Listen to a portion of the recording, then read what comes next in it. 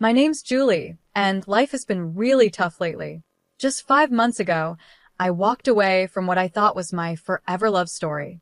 On top of that, my grandma is slowly losing herself to dementia, and it feels like everything is closing in on me. I was at work in the local library, trying to focus on putting books back on the shelves, but my mind was far away, thinking about Grandma. That's when my best friend Cheryl walked in, her face full of concern, like she was about to tell me something serious. "Julie, you look terrible," Cheryl said bluntly, standing with her hands on her hips. "Thanks, Cheryl. You always know how to lift my spirits," I replied, my voice dripping with sarcasm. "No. Seriously, Julie, this isn't good. You need someone to talk to, like a professional," she insisted, her gaze softening. I knew she was right.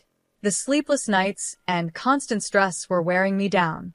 So, I sighed and said, "Maybe you're right. Do you know anyone?" She nodded eagerly. "Dr. Thompson. I've heard he's really good with cases like yours. I'll text you his info." I wasn't sure about opening up to a stranger, but something had to change. The very next day, I found myself sitting in Dr. Thompson's office. It was a cozy room with soft lighting and way too many diplomas on the wall. He was older, maybe in his late 50s, and had a calm presence that made the room feel a little safer.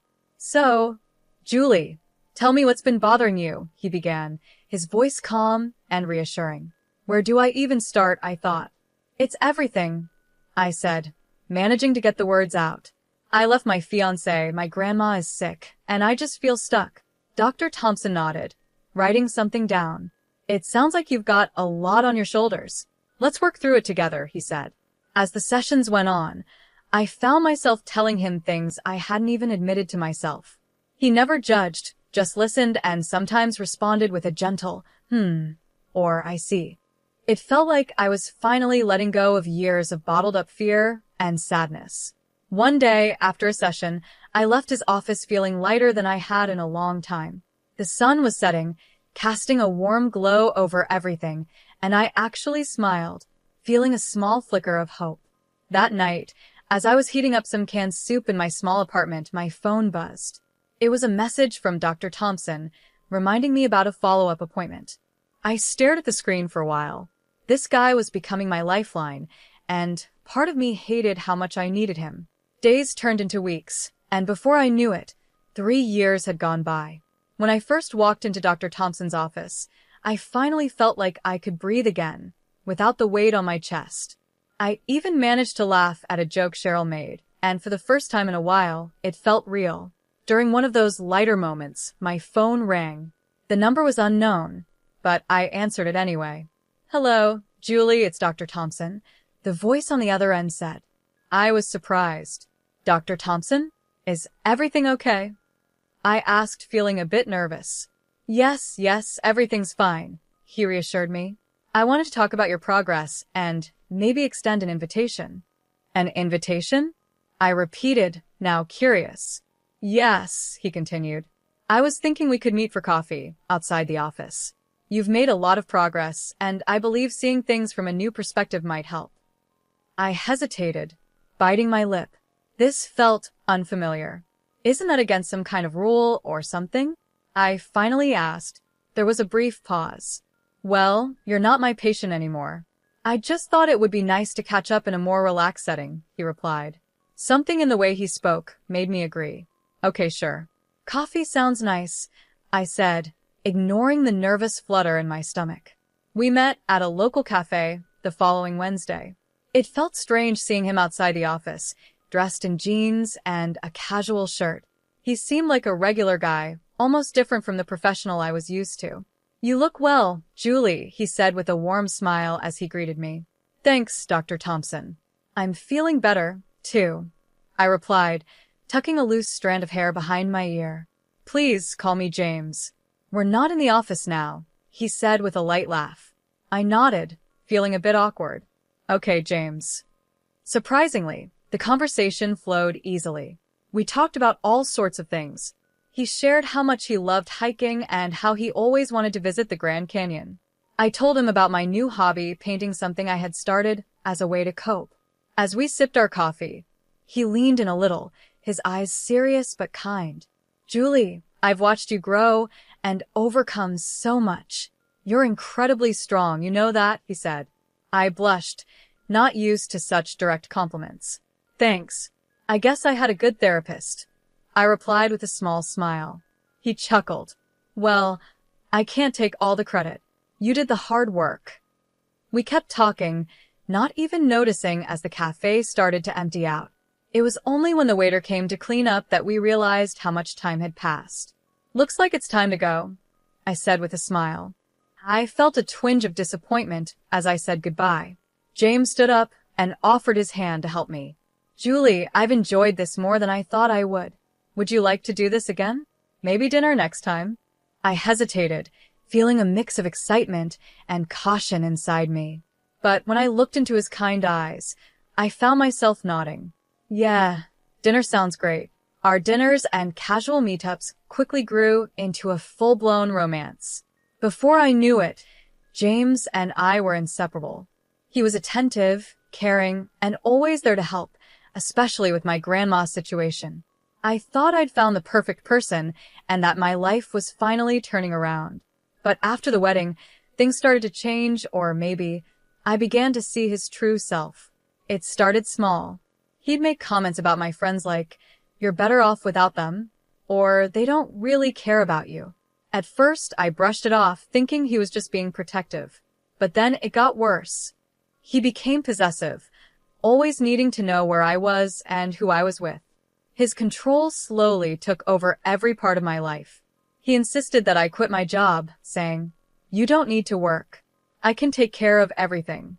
Trust me, Julie." It wasn't about money for me. It was about freedom, having something that was mine. But still, I found myself agreeing, quitting my job, and becoming completely dependent on him. That had been his plan all along. Soon after, the isolation began. He'd check my phone, monitor my calls and texts. "Who are you talking to? Why are you laughing? Tell me," he'd demand, his eyes wild with a frightening intensity. "It's just Cheryl. You know her." I'd stutter, feeling like a child caught in a lie. "Cheryl, huh? She's no good for you. I don't want you talking to her anymore," he'd snap. It was crazy. I felt like I was losing my mind. One day, I couldn't take it anymore. I confronted him, my voice trembling but loud. "I can't do this, James. I can't live like you're my jailer. I need my life back." He just laughed a cold, heartless sound that echoed through the house. "Your life, Julie? Your life is with me now. And if you even think about leaving, what about your grandma? Without me, she's out on the streets. Remember that." I was trapped. Every time I thought about standing up to him or leaving, the image of my sweet, confused grandma being thrown out of her care facility stopped me in my tracks. I was trapped in a web he had carefully created. Every move he made was designed to keep me under his control. The only peace I found was at night, when I could cry silently in bed, without him noticing. I'd lie there, the man I once loved snoring next to me, wondering how I ended up in this nightmare. How did the kind, caring man I married turn into such a monster? Looking back, I realized the signs were there all along: his need to control me, his disregard for my friends, and his push for me to quit my job. But I was blind, desperate for love, and now I was paying the price. I knew I had to do something. I couldn't keep living like this, or rather, barely living. But every time I thought about standing up to him, his threats about my grandmother stopped me in my tracks. It was a vicious cycle: fear, control, and complete hopelessness. I felt like I was fading, like a ghost in my own life. The independent, lively woman I once was had disappeared, replaced by someone who flinched at his voice and jumped whenever a door slammed. Our home felt more like a prison, with James as the warden, and his rules were the chains that kept me there. One evening, as we sat in what was supposed to be our cozy living room, the tension was unbearable. I tried to make myself small, hoping he wouldn't notice me, but it was no use. He was like a storm, ready to explode. "Why don't you ever look at me when I'm talking to you?" James snapped, his eyes narrow and angry. I flinched. "I'm sorry. I was just thinking about something," I stammered. "Always thinking, always in your head," he said, his voice growing louder. You're here with me.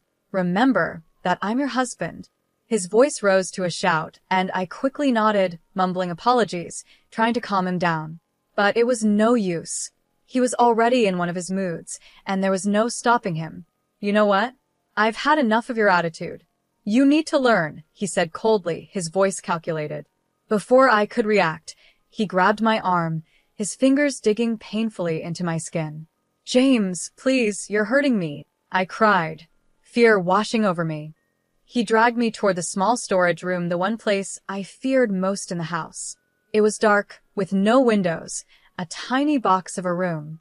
Maybe some time in the dark will teach you to appreciate what you have, he hissed, shoving me inside.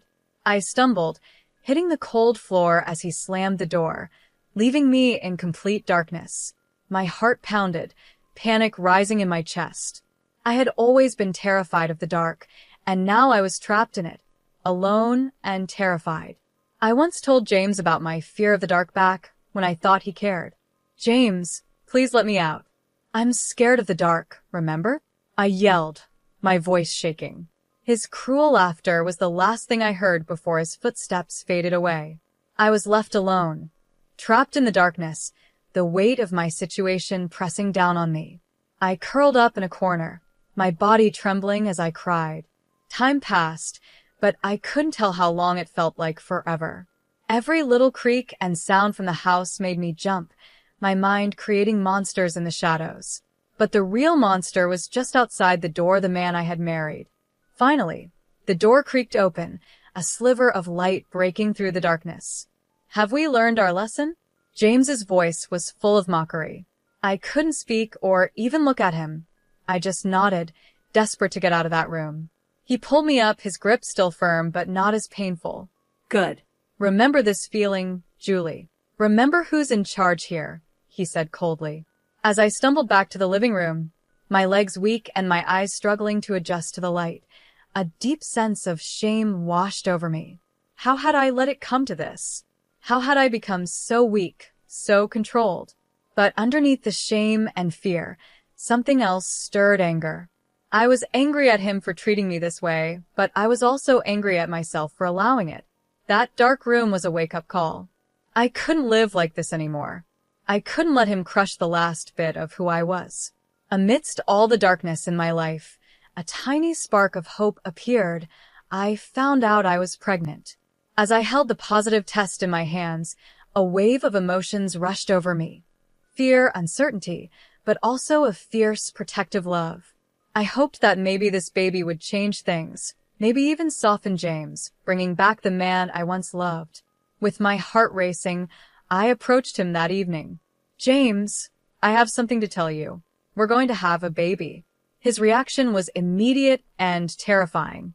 His face twisted, not with joy, but with anger. A baby?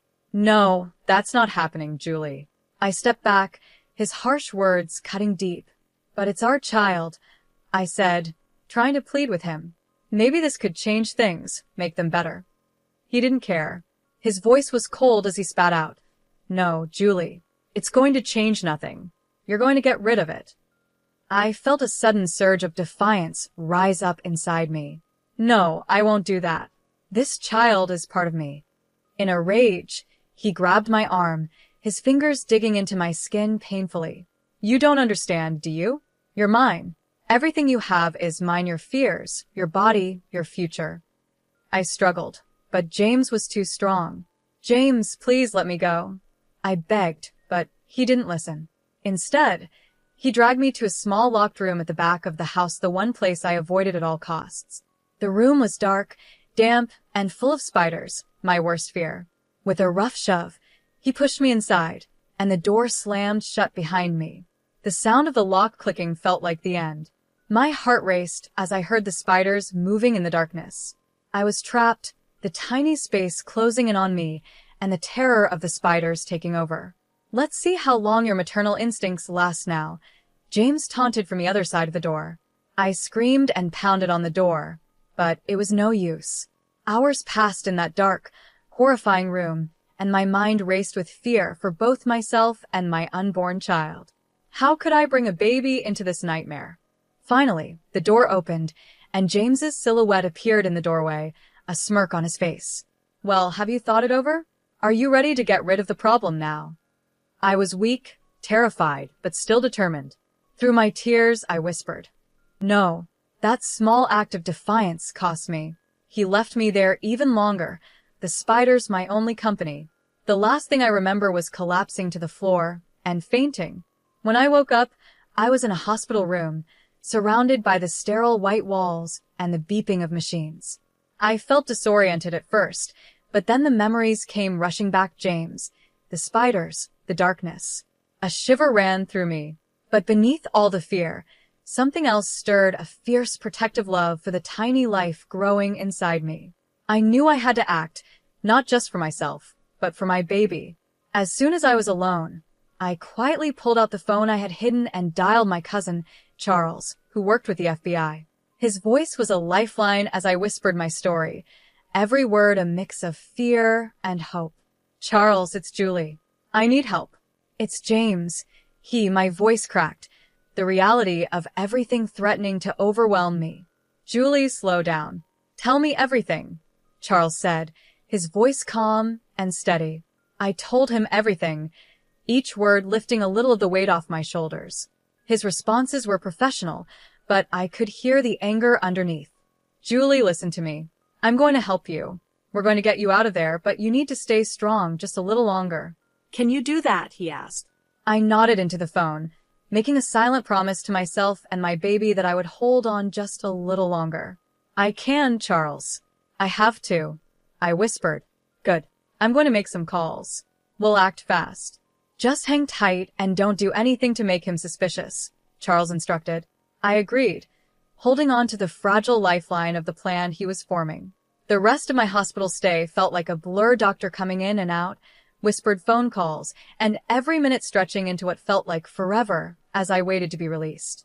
When the day finally came for me to go home, a heavy dread settled over me. The house, which once felt like a place of love and safety, now loomed like a monster.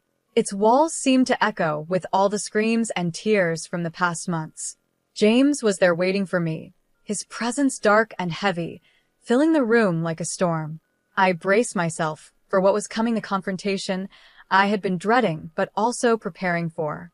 "Julie," James said, his voice calm in a way that made my skin crawl. "You're back. How is the hospital?"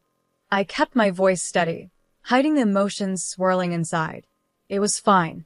I'm feeling better," I lied, looking him in the eye with as much calmness as I could muster. He circled me slowly, like a shark sensing blood in the water. "Good, because we need to talk about the situation," he said, his eyes flicking down to my stomach. A sneer curled his lips. I clenched my fists, feeling the baby move inside me. "There's nothing to talk about. I've made my decision." James's face twisted with rage. "Your decision? You think you have a choice here?" I swallowed hard, but stood firm. "Yes, I do. This is my body, my child. I won't let you control me anymore." He let out a cold, humorless laugh. "Oh, Julie, you never learn, do you? I always have control. Always. But this time was different. I had a plan, a lifeline. I just needed to bide my time and play along until I could make my escape." "I'm tired, James. I'm going to bed," I said, turning to leave the room. He grabbed my arm, his grip tight like iron. "You're not going anywhere until we settle this." Just then, the front door burst open with a loud bang that echoed through the house. Police officers rushed in, their badges gleaming, their faces set with determination. "James Thompson, you're under arrest for the abuse and unlawful imprisonment of Julie Thompson," one of the officers announced, his voice cutting through the air like a knife. James's face turned pale, his grip on my arm loosening in shock. "This is ridiculous. She's my wife. She's lying," he shouted, but I wasn't alone this time. Charles stepped in behind the officers, his face filled with fury. "No, James. You're the liar. We have everything, the recordings, the testimonies. It's over." James's eyes darted around, searching for a way out, but there was none. The officers handcuffed him, reading him his rights as he continued to protest, shouting denials and threats. As they led him away, He met my eyes one last time, his face a mix of disbelief and rage. But this time I didn't flinch. I didn't cower. I was finally free. I met his eyes without flinching, the fear inside me replaced by a strong sense of justice. After the chaos settled, Charles walked over, his expression soft. "Julie, are you okay?" I nodded, tears filling my eyes. "Yeah, I think so. Thank you, Charles. Thank you for everything." He hugged me tightly, a warm, protective embrace. "Always, Julie. Always." The house felt strangely quiet after everyone left. James's shadow still seemed to linger in the corners, but for the first time, I felt peace. The confrontation had been terrifying, but it was the first step toward a new life for me and my child. The world seemed brighter, the air fresher. The chains of fear and control were finally broken, leaving room for hope and a new beginning. With James now facing the consequences of his actions, I could finally breathe and plan for the future. I moved back into my old apartment, and its familiar walls welcomed me. It needed some work, a bit of paint here, a new picture there, but it was mine. As I unpacked a box of old photos and memories, there was a knock at the door. I opened it to see Cheryl, her face lighting up with a wide grin. "Julie, look at you. Free and glowing," she exclaimed. I laughed, the sound light and real. Cheryl, come in. "I've missed you." We sat down, surrounded by half-unpacked boxes, with a pot of coffee between us. "So, what's the plan now?" Cheryl asked, her eyes bright with excitement. I took a deep breath, feeling the weight of her question. "First, I'm going back to work. I need to find my footing again. Then, I'll focus on being the best mom I can be." Cheryl reached over and squeezed my hand. "You're going to be amazing, Julie. And if you need anything, you know I'm always here, right?" I nodded, the lump in my throat making it hard to speak. "I know, Cheryl. Thank you." As days turned into weeks, I found a rhythm in my new life. I returned to work at the library, where the books and quiet gave me comfort. My coworkers welcomed me back with open arms, their support reminding me that I wasn't alone. My pregnancy continued, and each doctor's visit brought a mix of nerves and excitement. Then, on a cool autumn morning, my son was born. Holding him in my arms, everything else faded away. He was perfect, a tiny beacon of hope and love. The legal battles with James were tough and emotionally draining, but I stayed strong, supported by Charles, Cheryl, and my legal team. In the end, justice was served. James was sentenced to spend years behind bars, his threats and control finally silenced. I received a settlement, a sum that ensured a comfortable future for my son, my grandmother, and me. But more than the money, it was the freedom that meant the most. I was no longer tied to a man who saw me as something to control. I was finally free. As my son grew, so did I.